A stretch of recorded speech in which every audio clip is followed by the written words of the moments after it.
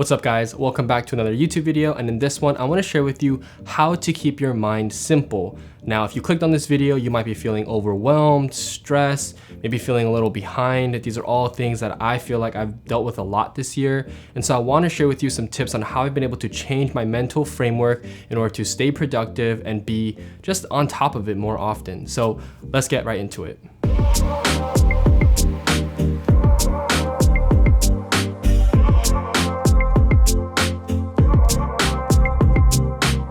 Now the first step to keep your mind simple and also just to declutter your mental space is to empty your thoughts. A lot of times we start to feel overwhelmed or stressed when we're just thinking about too many things all at once. Just like our physical space, if it starts to get messy, we start to feel lazy, not productive. The same thing happens in our brain. If there's just too much going on, it's really hard to focus. And so the first thing I always like to do is to get my thoughts down onto paper or a tablet or my computer, some sort of note-taking app, just to get my words out so that I can see it visually and then forget about it or categorize it where I need to mentally. When it's all just racing through your head, it's so hard to get out of that rut or so hard to free up that mental space to work productively towards a single task. Now this video is sponsored by Remarkable, and I super appreciate them supporting the channel, but they recently sent me their Remarkable 2. Now this is their paper tablet is what they're calling it. And truly, it feels like paper when you're writing on it. Now to my first point of emptying your thoughts, I use this paper tablet to dump my thoughts whenever I need to take notes or just get things out onto some sort of app or platform. Now in the past, I've used laptop, I use iPad, I use all those things, but this one just feels different. It feels more analog, and it literally feels like I'm writing on paper, just the texture and the way the pen feels in hand, and the simplicity of it is amazing, and it's super functional too. You can use it to review documents, sign documents, but it does all of these in a way that's not distracting. It doesn't feel like I have another device in my kind of rotation. It feels like a separate thing, almost like a notebook. It doesn't replace any of my other devices, but doesn't kind of distract me either. It just aids everything in my productivity workflow. And also the battery life is amazing. I don't have to charge it every single day like some of my other devices. Literally on one charge, it can last almost 2 weeks of just daily usage because it's just not that intensive. It's not something that's pinging notifications. It's not something that you use to browse the web. It doesn't replace any of your other devices. But for the most part, I just love the design and how functional it is. When you take notes, it syncs across all your devices. So there's a mobile app, there's a desktop app, and obviously once you write on the tablet, it'll automatically sync to the cloud, which shows up on all your other devices, which you can then extract those notes into a PDF or use it as you need to. Now this can be super handy if you just like sign documents often, you take notes often, or if you just like writing in notebooks, like physical notebooks, but you have a hard time committing to that because you can't actually extract those notes and put them somewhere else. You have to commit to that one notebook, and if you lose it or if it gets wet, all those things, all those notes are gone. So being able to have something that kind of gives it that notebook feel, but being able to sync it across the cloud with all your devices has been clutch. The second tip I have for you is don't overcommit. Now this is a huge tip that helped me. You know, when I feel super stressed out, a big reason why I feel that way is because I've overcommitted either on work, relationships, my time, my energy, whatever the case may be. I've just overextended myself, and this is causing me to kind of like get into a little introverted state, and I just feel down on myself because I feel so overwhelmed with everything that I've committed to. When you say yes to too many things, you're really just saying no to yourself and no to a lot of things that you might want to be doing instead. Now, how do you avoid from overcommitting then? I run every decision by these 3 questions. The first question is, will this choice give me energy or will it drain my energy? It's crucial. The second question is, will this choice give me more of my time back, or will it will require me to give more of my time elsewhere? That is huge. And the third thing is, will this choice get me closer to my goals or get me more distant to my goals? I promise you, if you run your decisions through this 3-question kind of checklist every single time, you'll make better decisions and you won't feel like you're overcommitting all the time. The reason why we feel overcommitted is because we've said yes to something that we don't feel like checks one of those boxes. We feel like it's draining. We feel like it takes too much of our time, or I feel like it just doesn't help us get to our goals. Whenever things like that don't align, we feel overcommitted, thus leading us to feeling more mentally cluttered. So try running the next decision you have when you're in a dilemma through those 3 questions. Now this third tip is honestly easier said than done. I still struggle with it all the time.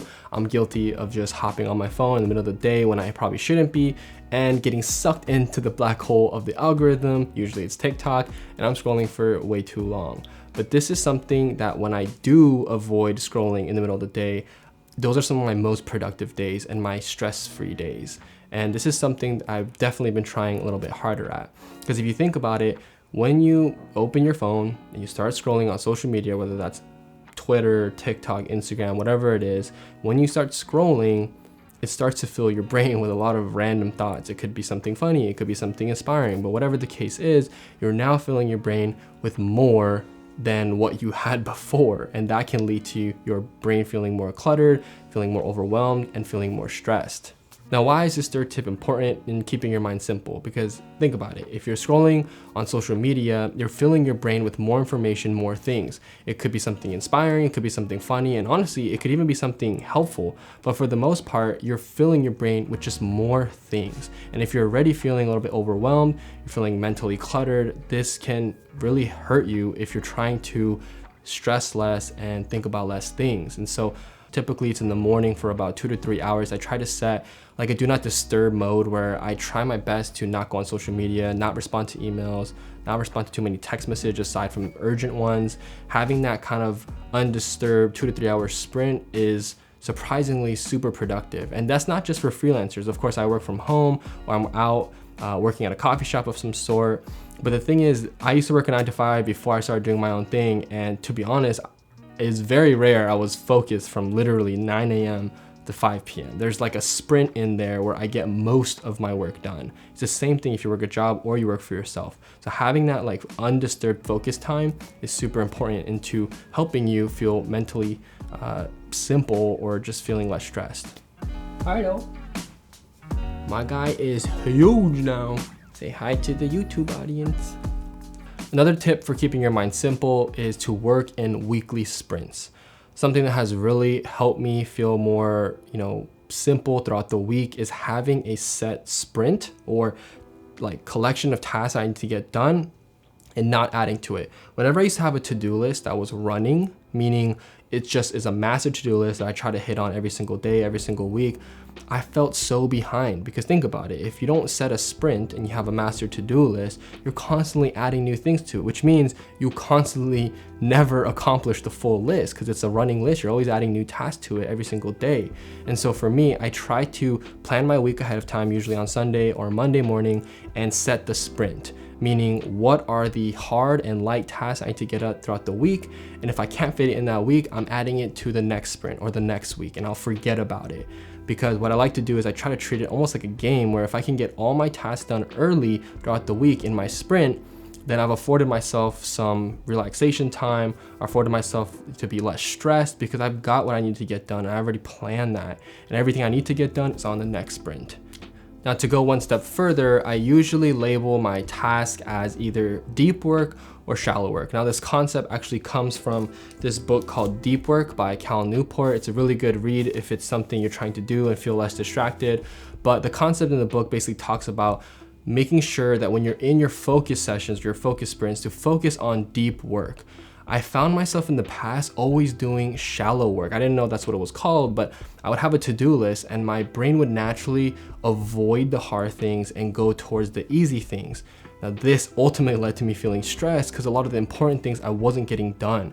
And so now what I do is on my sprints, I have them labeled and tagged. So as soon as I wake up in the morning, I'm not touching anything that's shallow work. It's all deep work stuff. The shallow work stuff can wait till later. And some examples of deep work and shallow work, like shallow work is sending out an email, scheduling that meeting with a client, or cleaning your home office, or cleaning your room, or grabbing coffee with someone. Those are things that are like shallow work. Deep work is getting that edit done, getting that YouTube video done, finishing that client project. It's the stuff that's gonna take the most time and usually requires the most willpower. I usually label how many hours I think this task will take in any given sprint, and then it adds it up in Notion because I can have a good gauge of how much time I'm spending on work in any given week. Then I'll know, okay, I could probably afford to add more tasks to this if the hourly count is low, or if I'm already capped at like 40, 50, 60 hours, then I probably shouldn't be adding more tasks and adding it to the next sprint. Having this kind of visual in Notion has really helped me stay on top of things and feel less overwhelmed. The reason why I love sprints is because it's more than just a to-do list that you just view. It's really a commitment to yourself, and you're taking it upon yourself to be structured and organized to get things done with the right priorities in mind. Now, there's more tips that I want to share with you guys, but at the same time, I want to keep this video concise enough to give you guys some actionable steps. So take those tips for what you will, take what you need, what you think will help you, and try to implement it. These are all things that you could literally do starting right now or starting tomorrow to start your day. So if you need any help or have questions about anything that I've talked about in this video, leave a comment down below and I'll try to get back to all of it. And all the links to things that I've talked about in this video, whether that's the book or the Remarkable 2 paper tablet, or I will try to add my Notion template as well for you guys to kind of download and duplicate. I'll link it all in the description. So thanks again for watching, and I'll see you guys next one. Peace.